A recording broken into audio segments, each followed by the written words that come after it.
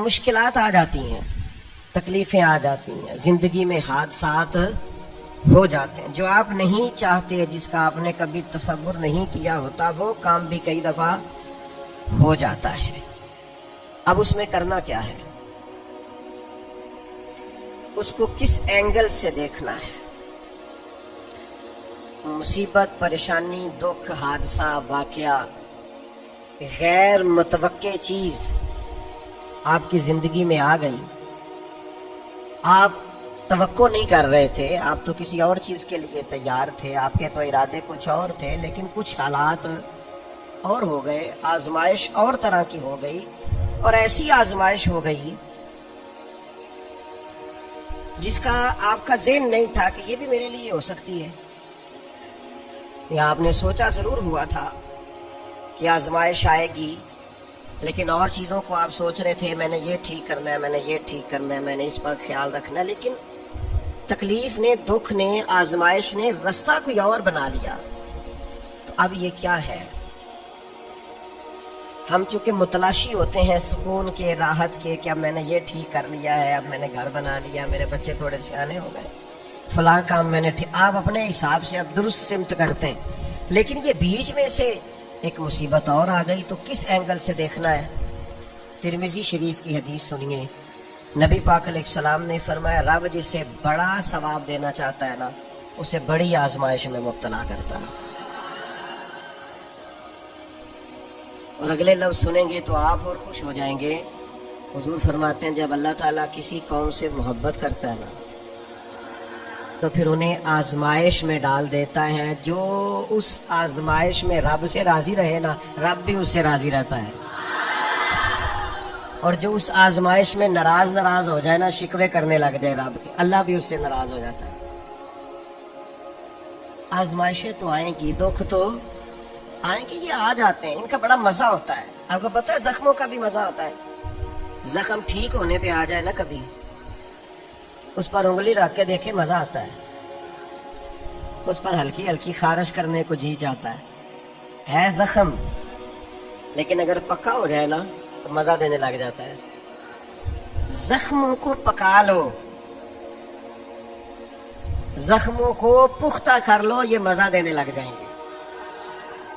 اگر آپ زخموں کو پکائیں گے نہیں، کچا زخم رشتہ ہے، لیکن پکا ہو جائے پھر مزہ دیتا ہے۔ تکلیف اگر آپ سمجھیں کہ میرے محبوب کی طرف سے آئی، ویسے محبوب پہ غصہ نہیں آتا، پتہ آپ کو؟ جس سے پیار ہو جائے اس کی بری باتیں بھی انسان کو اچھی لگتی ہیں، اس کا عیب نظر نہیں آتا۔ آپ کو کبھی یہ اندازہ ہو جائے نا کہ دکھ جو آیا ہے، تکلیف جو آئی ہے، راحت جو آئی ہے، کرم جو آیا ہے، عطا جو آئی، تو یہ آئی ہے محبوب کی طرف سے، یعنی دکھ آیا ہے، آیا کدھر سے ہے؟ اچھا چلے ٹھہرے، آپ رکے، میں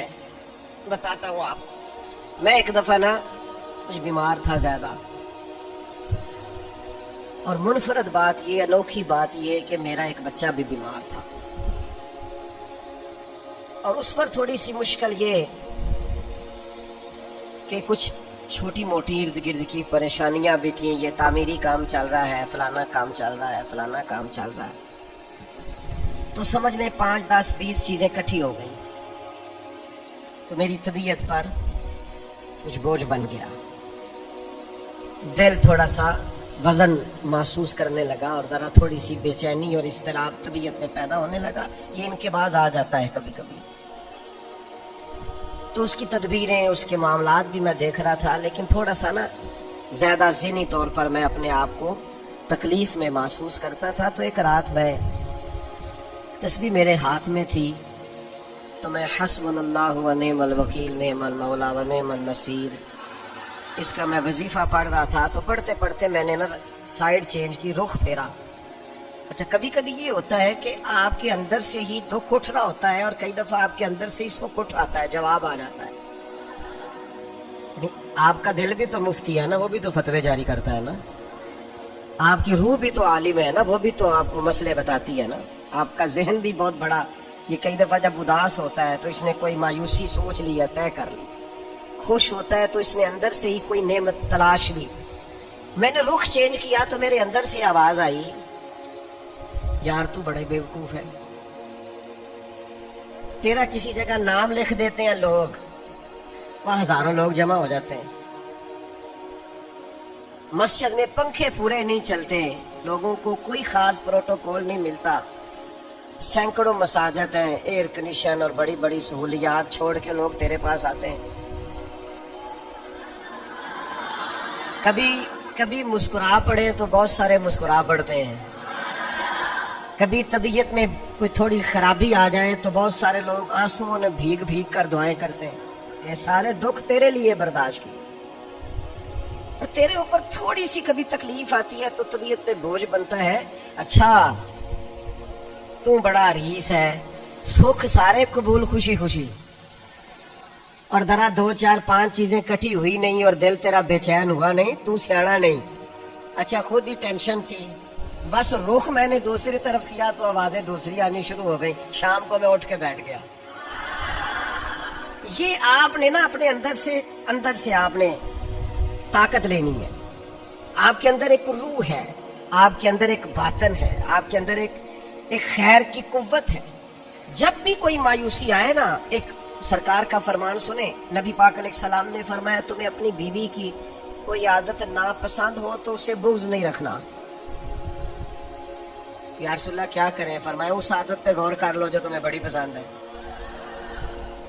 آپ نے صرف کمزوریاں نہیں دیکھنی، آپ نے زندگی کے اندر خوبیاں بھی ملاحظہ کرنی۔